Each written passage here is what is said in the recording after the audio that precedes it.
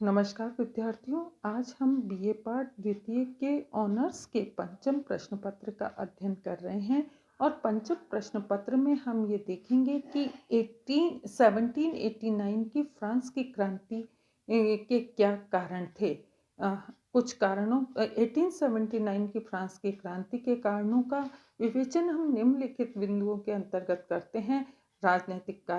राजनीतिक कारण में निरंकुश राजतंत्र, अयोग्य शासक, असंतोषजनक शासन व्यवस्था, दूषित न्याय व्यवस्था, फ्रांसीसी लोगों के लेखन और भाषण की स्वतंत्रता पर प्रतिबंध, रानी अंतनवानेत की अदूरदर्शिता आदि राजनीतिक कारण थे। कुछ सामाजिक कारण भी फ्रांस की क्रांति के थे, जिसमें विशेषाधिकार युक्त वर्ग का ऐश्वर्यपूर्ण जीवन, अधिकारहीन वर्ग की शोचनीय दशा तथा मध्यम वर्ग में असंतोष। इसके अलावा आर्थिक कारणों में फ्रांस के शासकों की फिजूल खर्ची, दोषपूर्ण कर व्यवस्था, ठेकेदारों द्वारा कर वसूल करना, फ्रांस की आर्थिक अवस्था का शोचनीय होना। इसके अलावा फ्रांस की क्रांति में दार्शनिकों और विचारकों ने भी महत्वपूर्ण योगदान दिया, जिसमें मॉन्टेग्यू, वाल्तेयर, रूसो और नेपोलियन आदि का बहुत बड़ा योगदान है। कुछ अंतर्राष्ट्रीय घटनाओं ने भी प्रभाव डाला, जिसमें अमेरिका के स्वतंत्रता युद्ध में फ्रांस ने इंग्लैंड के विरुद्ध उपनिवेशों की सहायता दी।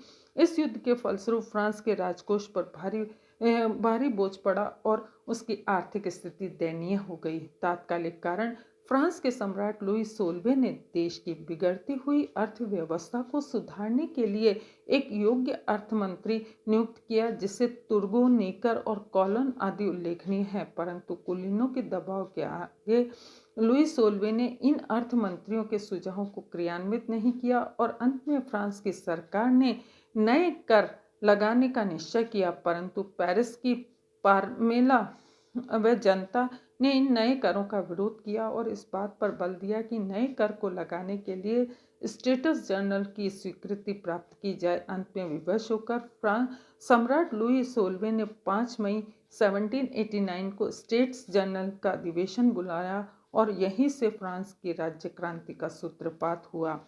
अब हम ये देखते हैं कि फ्रांस की राज्य क्रांति की प्रमुख घटनाएं कौन कौन सी थी। पहला है स्टेट्स जनरल का अधिवेशन। राष्ट्रीय सभा की 17 जून 1789 को गठन करना। टेनिस कोड की शपथ 20 जून 1789। संयुक्त अधिवेशन 23 जून 1789 को तीनों सदनों का संयुक्त सम्मेलन आयोजित किया गया और तीनों वर्गों को सम्मिलित इस अधिवेशन में आज्ञा दी, जिससे कि जनता की विजय हुई। संविधान सभा का गठन किया गया।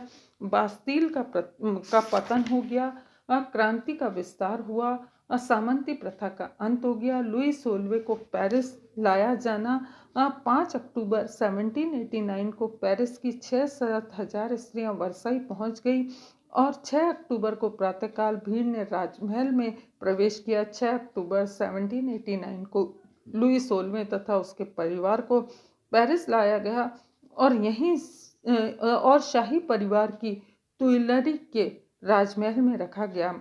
मानव अधिकारों का घोषणा पत्र, नया संविधान 1791 में लागू किया गया। राजा के द्वारा भागने का प्रयत्न तथा गणतंत्रवाद का जन्म।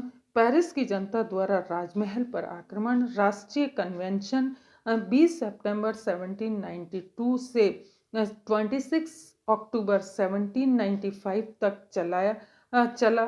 फ्रांस पर आक्रमण। ऑस्ट्रिया और प्रशा तो पहले ही फ्रांस के विरुद्ध थे। अब इंग्लैंड, हॉलैंड, स्पेन आदि देश भी उसमें शामिल हो गए और कार्नो के नेतृत्व में फ्रांसीसी सेनाओं ने विदेशी सेनाओं को अपने देश की सीमा से खदेड़ दिया। फ्रांस में आतंक के राज्य की स्थापना और डायरेक्टरी के शासन का गठन करना इत्यादि इस क्रांति के प्रमुख कारण रहे। और अंत में हम ये देखते हैं कि इस क्रांति के कुछ परिणाम भी रहे, जिसमें सामंती व्यवस्था का अंत हो गया, राष्ट्रीय सभा का विकास हुआ, राष्ट्रीयता की भावना विकसित हुई, धर्मनिरपेक्ष राज्य का उदय हुआ, न्याय, लोकप्रिय संप्रभुता, लोकतंत्र का प्रसार, स्वतंत्रता, समानता, विश्व बंधुत्व के सिद्धांतों का प्रतिपादन, समाजवाद का प्रसार, व्यक्ति के महत्व की स्थापना, लोक कल्याण की भावना, क्रांतिकारी युद्ध, यूरोप में प्रतिक्रियावादी युद्ध, राष्ट्रीय आंदोलनों को प्रोत्साहन आदि आदि इस फ्रांस की क्रांति के प्रमुख जो है उपलब्धियां कही जा सकती है।